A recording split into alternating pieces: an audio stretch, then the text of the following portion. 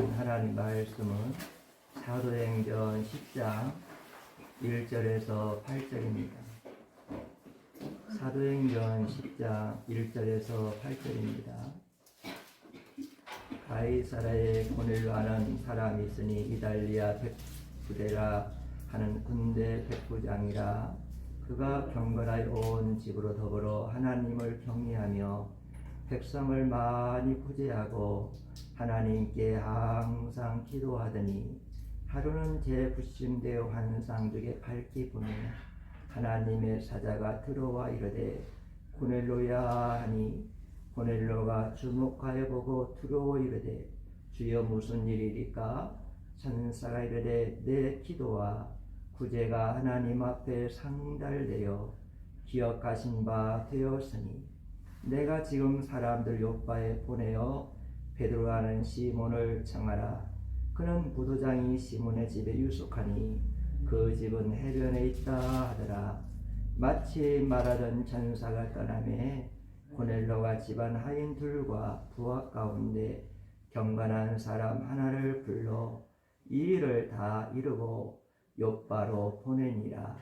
이튿날 그들이 길을 가다가 그 성에 가까이 갔을 그때에 베드로가 기도와 지붕에 올라가니. 아멘. 오늘 여러분과 저는 하나님의 은혜를 힘입고 하나님의 사랑을 힘입어서 성전에 와서 하나님의 은혜 앞에 엎드렸습니다.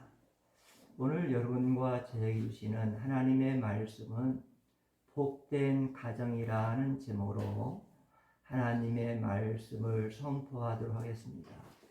사철의 봄바람 불어있고 하나님 아버지 모셨으니 믿음의 반석도 든든하다. 우리 집 즐거운 동산이라. 여러분, 이 찬송을 들으면 하나님께 복을 받은 가정은 어떤 가정인가를 알 수가 있습니다. 하나님께 복받은 가정은 예수님을 영접하여 하나님의 자녀가 되어서 하나님을 아버지라고 부르는 가정이 복받은 가정입니다. 온 가족 식구들이 하나님을 아버지라고 부르는 가정이 복받은 가정입니다.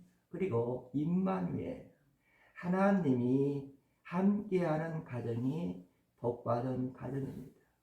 오늘 저는 여러분과 저에게 하나님 주신 귀한 말씀을 통하여 영접을 받고 우리의 가정들이 하나님의 임재가 있는 가정, 하나님의 통치가 이루어지는 가정, 하나님의 천국이 이루어지는 가정 될 수 있기를 주의 이름으로 축복합니다.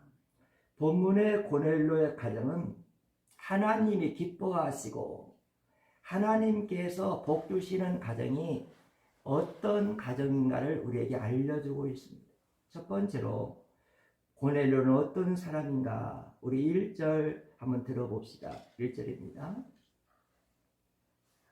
사람이 있으니 이달리아 부대라는 군대 백부장이라. 고넬료는 이방인이었습니다. 이방인이었다는 말은 고넬료는 신앙적인 유산과 믿음의 계승을, 전통을 받지 않았다는 뜻입니다. 고넬료는 또 어떤 사람이냐? 이달리아의 백부대라 하는 군대 백부장이라 그랬습니다.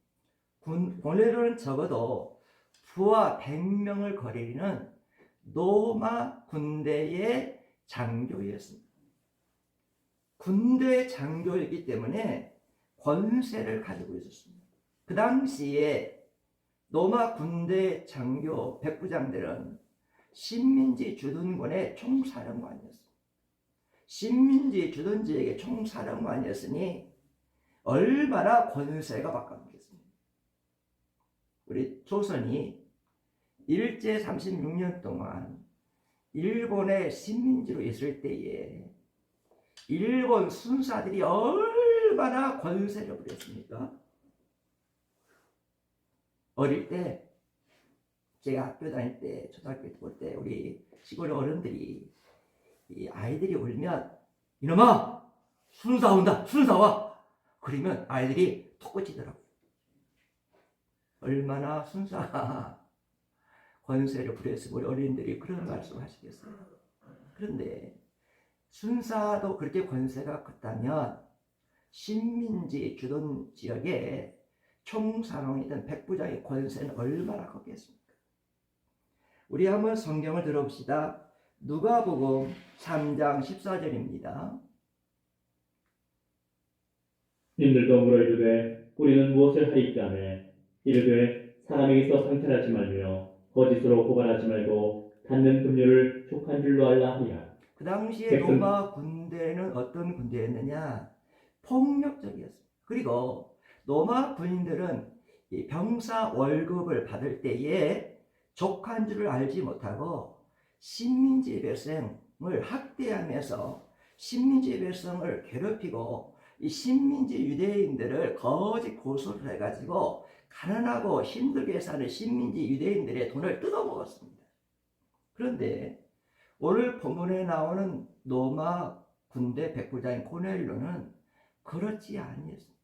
폭력적이지 아니했고 권세를 부리지도 아니했고 열린 마음을 가지고 식민지 백성을 형제로 영접하며 섬기는 것을 우리는 볼 수가 있습니다.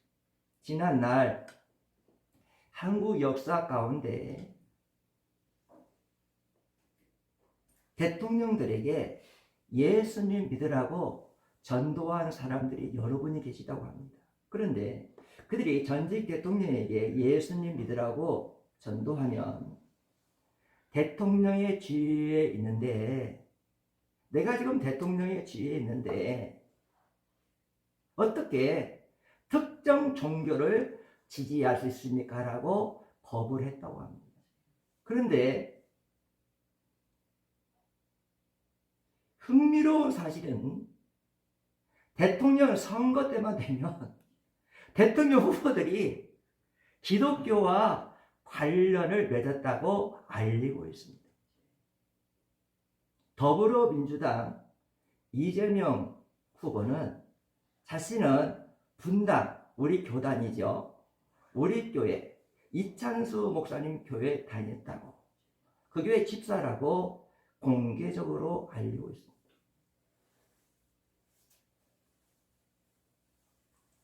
국민의힘 윤석열 후보는 자신은 우리 신설동에 있는 한경기 목사님이 영락교회에 세운 이사로 세운 그 신설동의 대광 초등학교, 고등학교, 국민학교를 자기는 다녔다. 자기는 대광 국민학교 다닐 때 기독교의 영향을 너무 받아가지고 자기는 대광 국민학교 시절에 자기 꿈이 목사님이었다. 그렇게 말했습니다. 사람 귀한 성도들, 누가 이 두 대통령 후보를 도에 던질 수가 있겠습니까? 우리는 신분 때문에, 직장 때문에, 사업 때문에 귀중한 신앙 문제를 소홀히 하고 있지 않습니까? 그러나 오늘 본문에 보니까 로마 군대 백부장 고넬료는 주둔지역 사령관일수도 불구하고 여호와 하나님 앞에 엎드려서 여호와 하나님께 항상 무릎 꿇고 기도하는 귀한 장교였다는 것입니다. 두 번째로 고넬료의 가정은 그럼 어떠했느냐? 고넬료의 가정은 우리 10장 2절 한번 들어봅시다. 10장 2절입니다. 그가 경건하여 온 집안과 더불어 하나님을 경외하며 백성을 많이 구제하고 하나님께 항상 기도하더니. 고넬료의 가정은 그가 경건하여 온 집안과 더불어 하나님을 경외하는 가정이었다. 온 집안 식구들이 한마음 돼가지고 하나 돼가지고 경건하게 여호와 하나님을 경외하는 가정이었다. 여러분, 고넬료의 가정은 하나님을 두려워하는 가정이었어요. 이 경외란 말은 거룩한 두려움을 가집니다. 하나님은 거룩하신 하나님이시기 때문에 이 거룩한 하나님 앞에 우리가 거룩한 마음으로 두려워하며 여호와 하나님의 말씀에 순종하는 가정을 가집니다.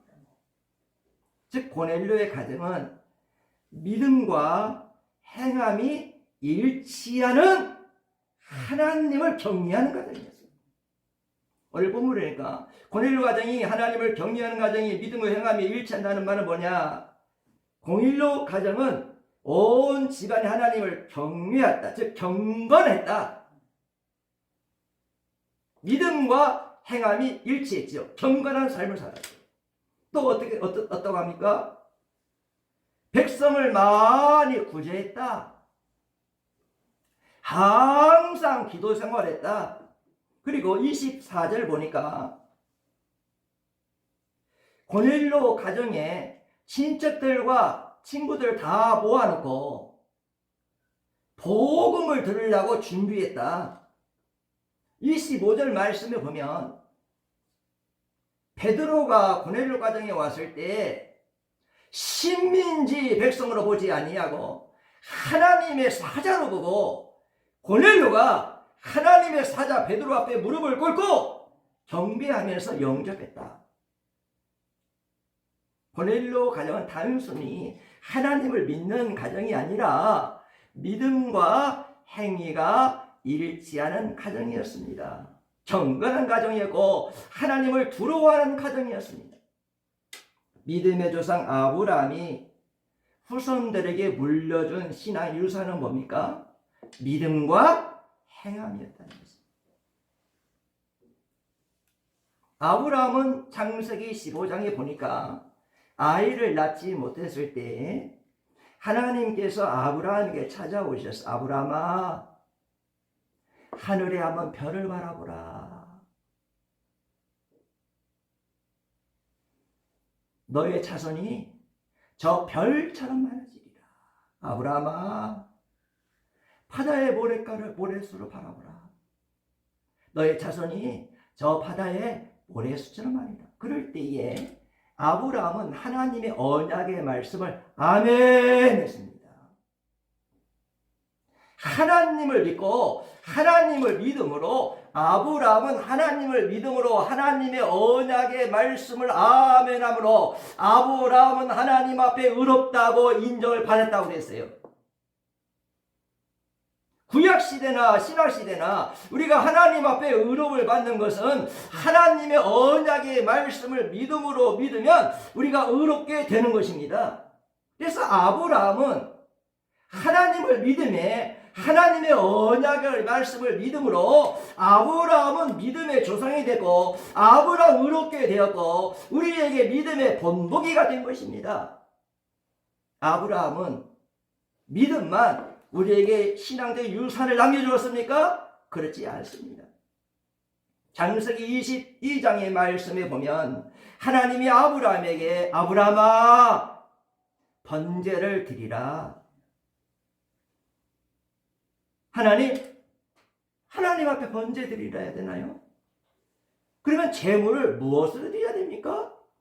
하나님 말씀하십니다. 아브라함아 제물 네 아들을 제물로 드리라. 25년 동안 약속의 자녀이기 때문에 기다리고 얻었던 이 이삭 25년 만에 하나님의 약속의 말씀이 이루어진 이 이삭이 눈에 넣어도 아프지 않은 이 이삭 사랑스러운 아들 이 아들만 바라보고 춤이 나고 즐거움이 나온 이 아들을 하나님께서 번제물로 드리라고 했을 때 아브라함은 상당히 고민이 됐을 것입니다. 그런데 이 번제물을 드리라 할 때 어떻게 되느냐? 이 껍질을 벗겨서 불에 태워 드리라고 했어요.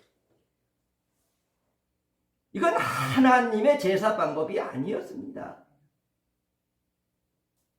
아브라함 시대의 이스라엘 백성들은 한 손은 하나님을 섬기고 한 손은 몰렉신을 섬겼어요. 이 몰렉신을 섬겨야 농사가 잘 된다고 생각하여 이 가나안 신 몰렉신을 이스라엘 백성들이 섬겼는데, 아브라함의 시대에 많은 이스라엘 백성은 하나님을 섬기고 몰렉신을 섬겼는데, 이 몰렉신의 제사 방법은 자식을 불에 태워서 바치면 농사가 잘 되게 한다는 신이었어요.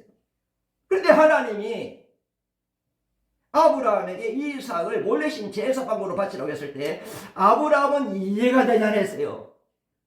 그러나 아브라함은 하나님께 따지지 아니하고 아침 새벽에 일찍 일어나서 3일길을 걸어가서 모리아산 꼭대기 가서 이삭아, 하나님이 너를 번제물로 원하신다고 제사를 드려갈 때 아브라함에게 하나님께서 음성을 주시되, 아브라함아, 네가 내 아들 독자 이삭보다 나를 사랑하는 줄 내가 아느노라 하면서 22장 14절 보니까 하나님께서 순양을 준비하시고 내가 받으시는 제사는, 내가 받으시는 예배는 순양은 어린 양 제사다 그랬어요.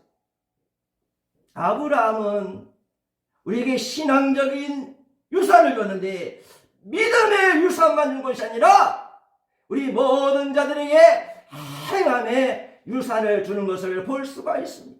여러분, 신앙이라는 것은 믿음과 행함이 일치해야 됩니다.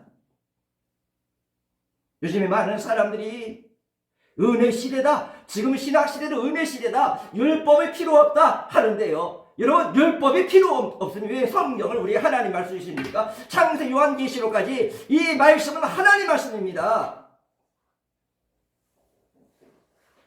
성경 한자 핵 하나하나, 창세 요한계시록 다 모든 말씀은 정확무한 하나님의 말씀입니다. 우리의 신앙은 율법과 행함이 함께하는, 일치하는 신앙이 되어야 합니다. 그런데 이 고넬로 가정은 믿음과 행함, 율법과 은혜가 일치하는 가정으로, 경건한 가정으로 하나님 앞에 드리는 가정이었다는 거예요. 오늘 예배드리는 여러분, 여러분의 가정이 복 주시는 여호와 하나님께 복을 받은 가정이 되기를 원합니다. 그렇다면 여러분의 가정이 모두 경건하고 여호와 하나님을 두려워하시기를 원합니다. 그리고 부모들이 자식들 앞에서 여호와를 경건하는, 경외하는 보를 보여주셔서 자식들이 부모가 여호와 하나님을 경외하고 섬기는 것을 보고 자녀 모두가 여호와 하나님을 경외하는 자녀들이 되기를 주의 이름으로 간절히 원합니다. 두 번째로, 고넬료의 가정은 사랑이 넘치는 가정이었다는 것입니다. 우리 한번 2절 한번 다시 한번 들어봅시다. 10장 2절입니다.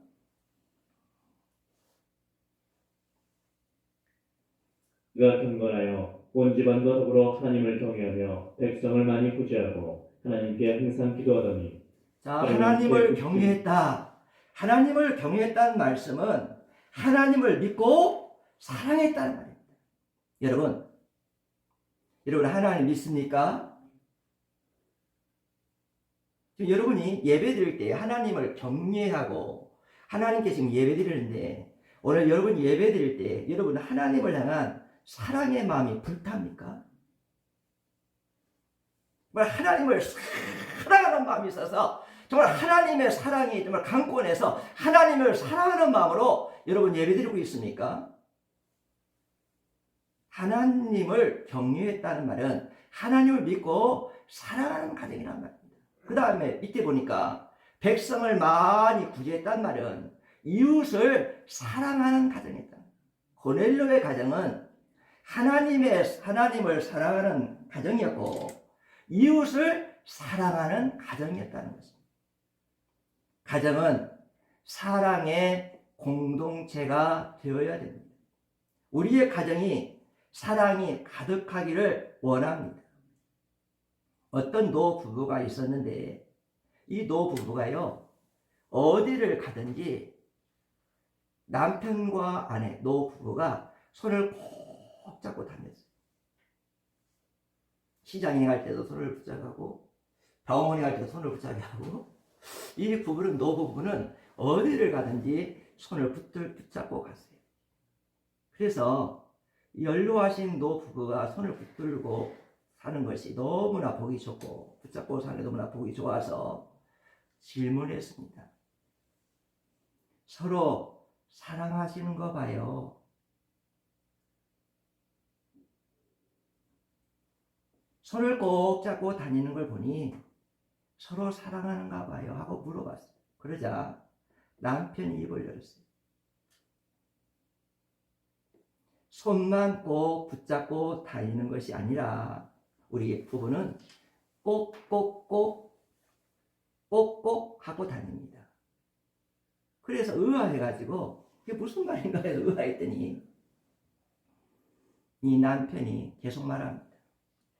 손을 붙잡고 다니다가 남편인 내가 아내의 손등을 엄지로 꾹꾹꾹 사랑해 하며 눌러가면서 계속 다닌다고 합니다. 그러면 아내는 꼭꼭꼭 남편이 손을 눌러주면 엄지로 눌러주면 남편은 꼭꼭 나도 사랑해 하고 하면서 이렇게 누르고 다닌다고 합니다. 이건 우리 부부가 시작한 것이 아니라 이웃집 부부에게서 들었고 이웃집 부부가 한 것을 따라하는 것입니다. 우리 이웃집에는 노부부가 살고 있었는데 연세가 많은 노부부인데 젊은 부부처럼 연애하는 부부처럼 사랑하며 사는 부부였어요. 그런데 어느 날 그 노부부의 아내가 뇌출혈로 쓰러져 가지고 중환자실에 입원하게 되었습니다.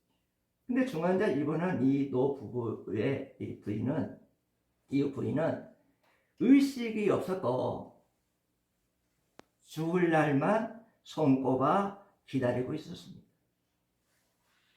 갑자기 아내가 그토록 사랑했던 아내, 어디를 가든지 손잡고 손 붙들고 다녔던 그 아내가 뇌출혈로 쓰러지니까 경황이 없어가지고 하지 못한 것이 생각이 나가지고 중환자실에 면회시간에 가가지고 이 남편이 아내의 손을 꼭 붙잡고 꼭꼭꼭 아내의 손을 눌러주었습니다. 그런데 신기한 일이 났어요.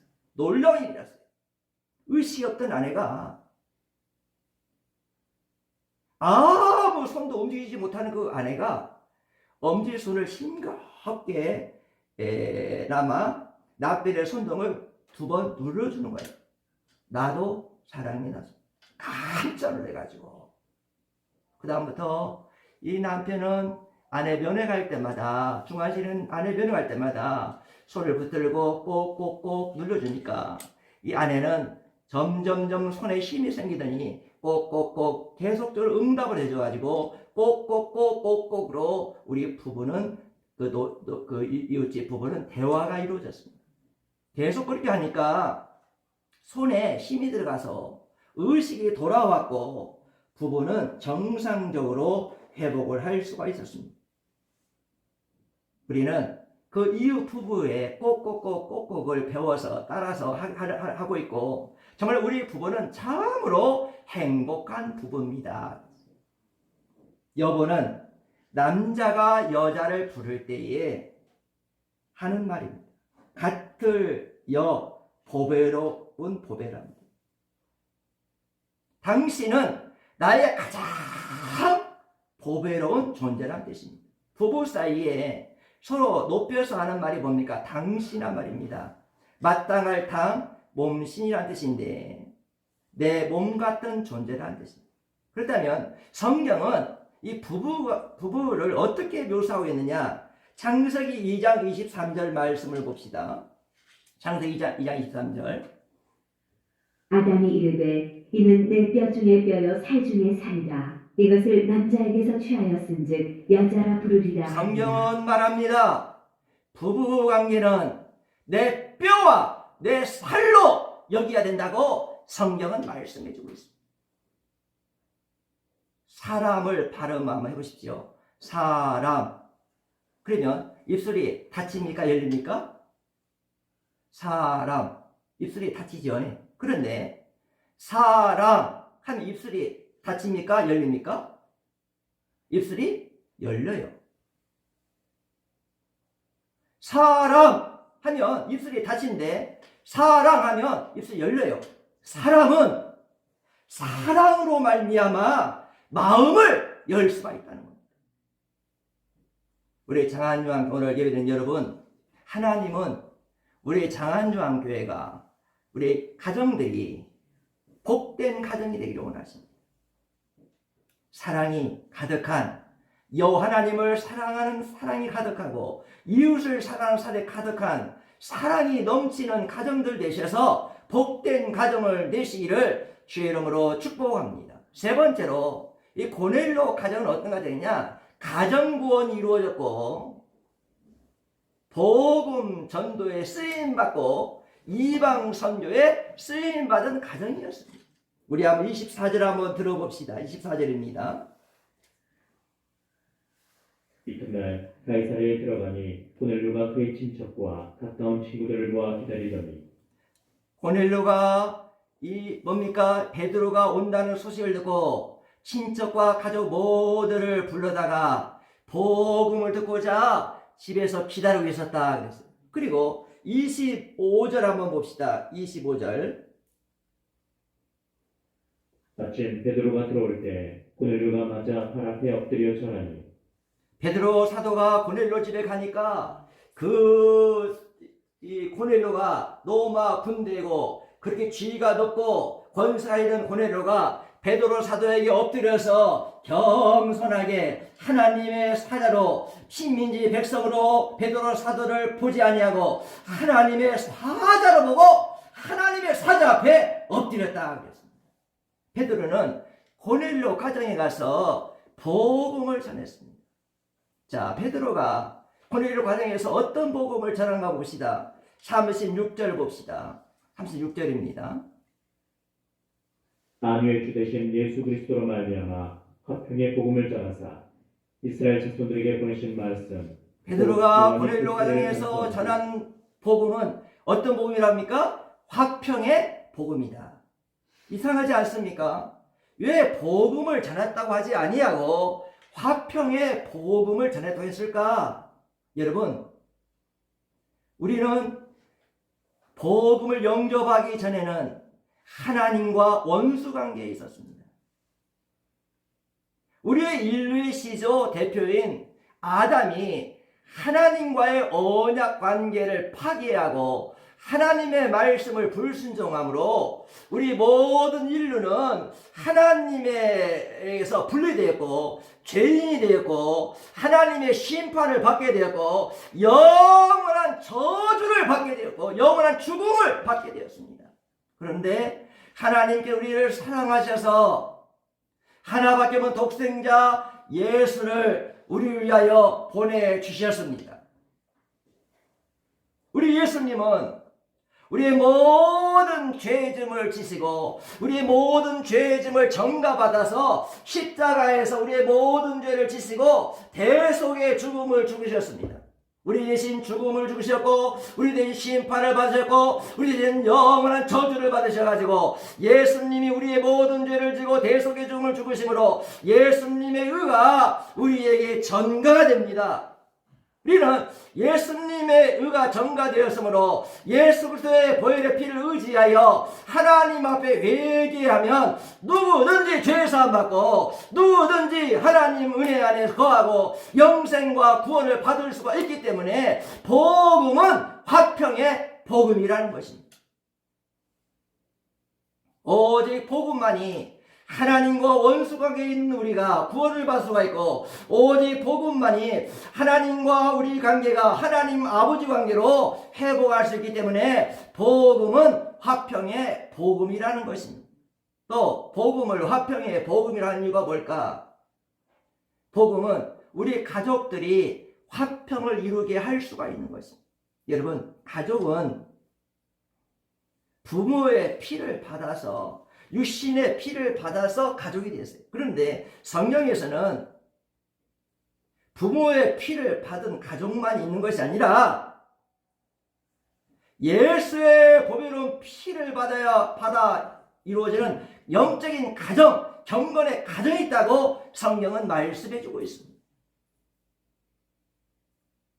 우리가 육신의 가정, 부모의 피를 받았다 할지라도 예수의 보혈의 피를 받지 않은 가정은 근본적으로 화평이 이룰 수 없어요. 여러분, 불신자와 여러분 예수 없는 영혼과 여러분 화평할 수 있다고 생각합니까?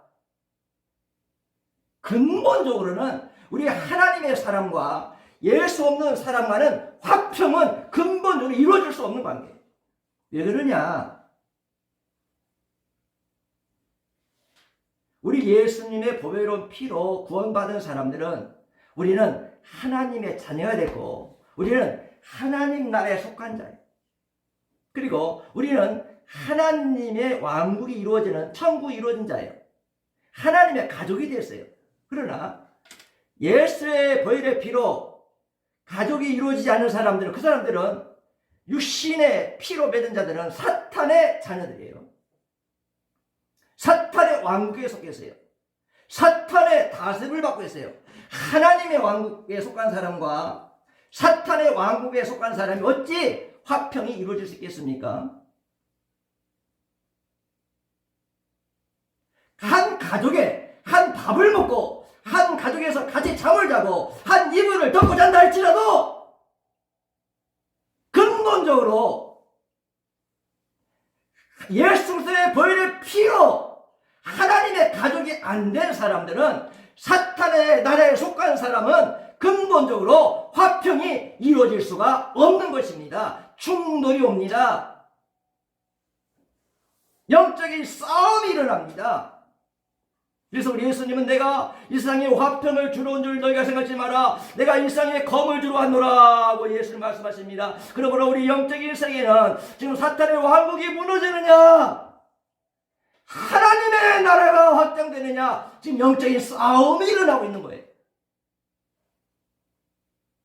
그렇기 때문에 예수 없는 영혼과 예수 없는 가족과는 근본적으로는 화평은 이루어질 수가 없는 것입니다. 사랑하는 교회 성도 여러분, 그렇다면 우리 가족이 화평이 이루어지려면 어떻게 해야 되느냐? 복음이 들어가야 됩니다. 사탄은 자기가 붙들던 우리 가족을, 우리 식구들을 복음이 들어오면 자기 나라가 망가지고 무너지기 때문에 어떻게든지 이 영혼을 붙들고 놓아주지 않으려고 하지만, 복음을 전해가지고 그가 복음을 영접하고 예수를 영접하고 그 영혼이 하나님 나라가 이루어지고 천국이 이루어지면 사탄의 왕국이 무너지므로 가족 식구들이 다 예수 믿고 복음 받아들이고 하나님의 왕국이 이루고 하나님 나라가 이루어지면 진정한 그 가정은 화평이 이루어질 수가 있는 것입니다.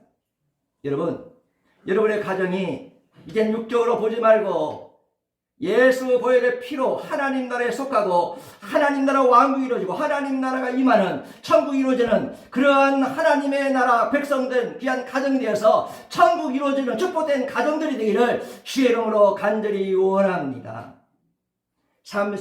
우리 8절 한번 같이 들어봅시다. 하나님이 나사렛 예수에게 성령과 능력을 기름 붓듯 하셨음에 그가 두루 다니시며 선한 일을 행하시고 마귀에게 눌린 모든 사람을 고치셨으니 이는 하나님이 함께 하셨습니다. 하나님께서 우리 예수 그리스도를 이 땅에 보내주시고 선한 일을 하게 하셨다. 그래서 우리 예수님은, 이 땅에 오신 예수님은 두루 다니시면서 선한 일을 하셨는데, 우리 예수님이 선한 일을 할 수 있는 능력은 어디 있었냐? 하나님께서 우리 예수님에게 성령의 능력을 기름 붓듯 부어주셨다 그랬어요. 여러분과 저는 선한 일을 해야 되는데, 여러분과 제가 해야 할 선한 일은 무엇일까? 이 세상의 선한 일의 개념은 어려운 사람을 도와주는 것을 선한 일이라고 해요. 그렇죠? 병든 사람을 치유해주고 돌봐주는 선한 일이라고 하죠. 그리고 착하게 사는 사람을 선하게 산다고 해요. 그러나 이 성경에서는 선한 일을 그렇게 말하지 않습니다. 우리 30장 38절 보니까 선한 일을 행하시고 뭐라고요? 마귀에게 눌린 자들을 고쳐주셨다. 즉 성경에서 말하는 선한 일은 어떤 일이냐?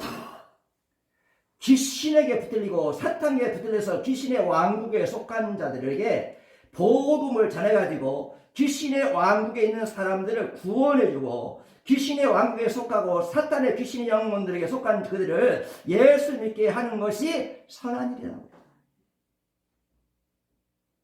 우리가 하늘나라 가면요, 세상의 선한 일 아무리 반해도 하나님과 아무 관계가 없어요. 우리가 진정한 선한 일은 사탄에게 매있고 귀신에게 매있는 사람들에게 복음을 전해가지고 성령의 능력으로 복음을 전해가지고 여러분과 저들을 그들에게 구원을 주고 복음을 전해 예수를 믿게 하여 그들이 사탄의 왕국에서 나와서 하나님의 나라에 임하고 하나님 나라와 함께하는 것이 선한 일이라고 성경은 말씀해주고 있는 것입니다. 근데 선한 일은 무엇으로 할 수 있느냐? 우리 한번 38절 다시 한번 들어봅시다. 모든 38절입니다. 사람을 고치셨으니 이는 하나님이 함께 하셨습니다. 자, 38절 첫부터 봅시다.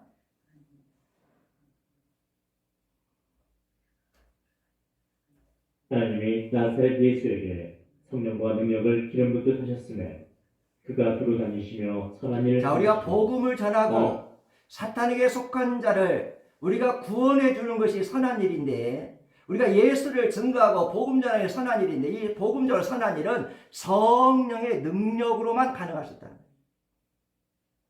성령에 붙들려야만이 우리가 복음을 전할 수가 있고, 성령에 붙들려야만이 사탄의 왕국과 싸울 수가 있고, 성령에 붙들려야만이 악한 영을 이길 수가 있고, 성령에 붙들려야만이 약한 영혼을 예수 앞에 인도할 수 있다고 성경은 말씀해주고 있는 것입니다.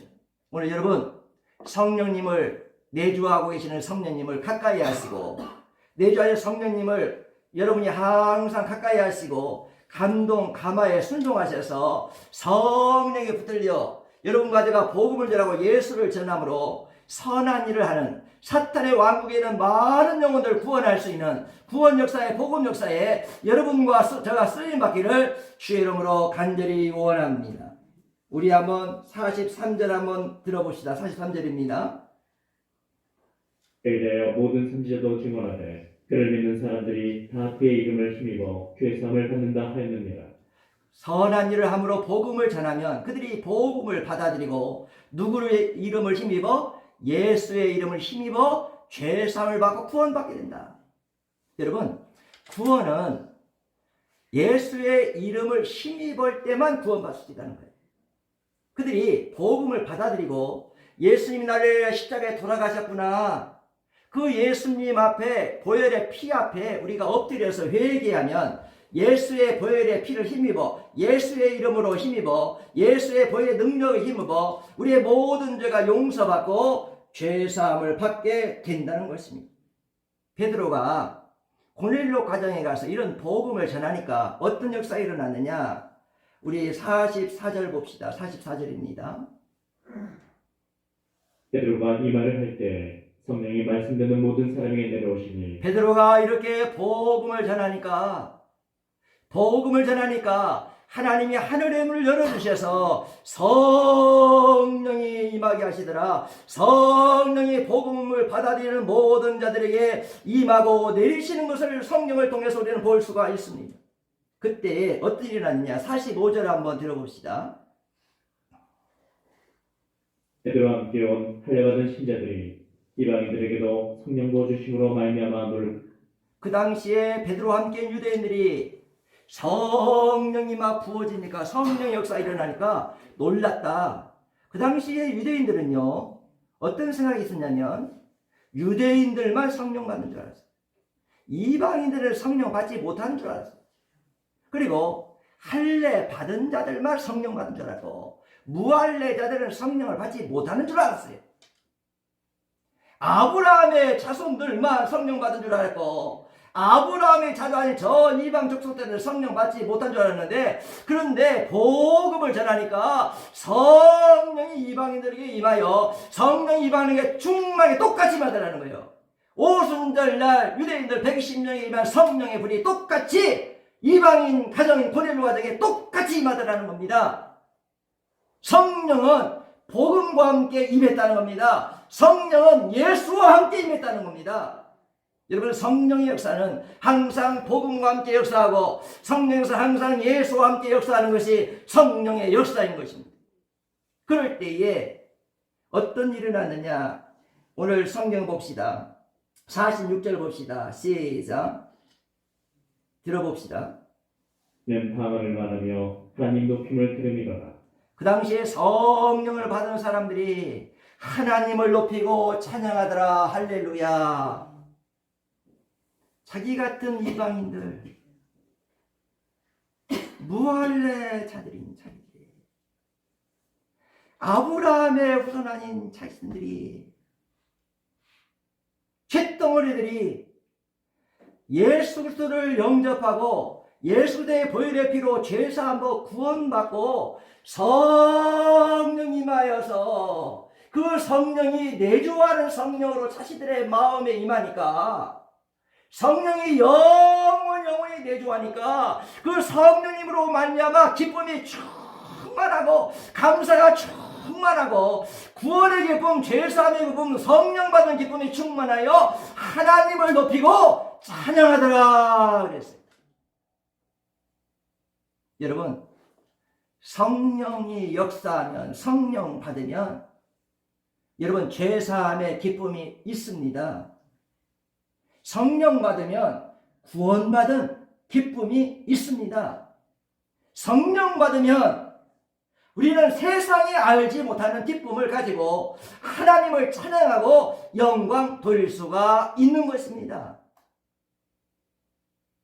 오늘 여러분과 저에게 하나님 말씀하십니다. 우리 장안교회 성도 여러분, 여러분의 가정은 어떻습니까? 여러분의 가정이 천국이 이루어졌습니까? 여러분의 가정이 하나님의 나라가 임했습니까?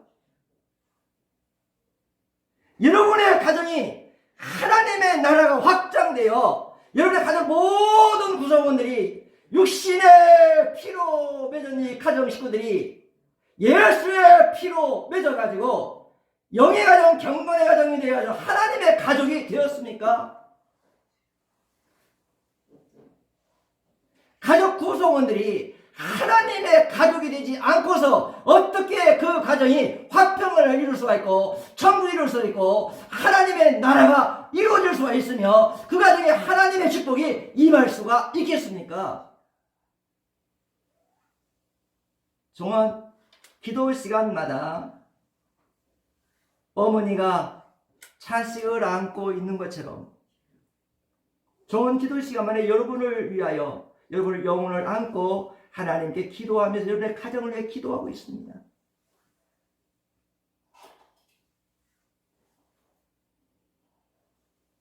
여러분, 하나님은 교회만 계시는 하나님이 아니십니다.